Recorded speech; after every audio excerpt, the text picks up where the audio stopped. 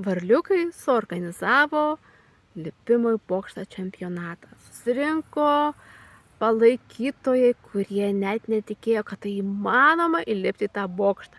Štai varliukai kopia ir girdi iš aplinkinių, tai neįmanoma, jūs nepasieksite, dar niekas to nepadarė.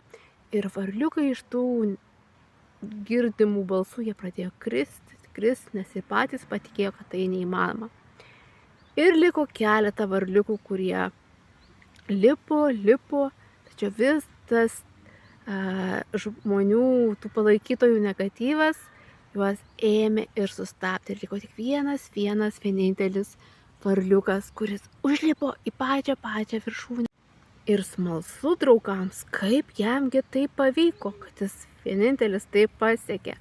O pasirodusi buvo kurčias. Tad kiekvienam linkiu, kad kiekvieną savo svajonę išpildytumėte ir neklausytumėt aplinkinių, ką jums ten sako, kad tai ne tau, kad tau nepasiseks, būti tokiem kurtiems kaip tas varliukas ir pasiekti savo svajonės. O jeigu tau svarbios yra papildomas pajamos, ar nori susikurti verslą, tai drąsiai rašyki man.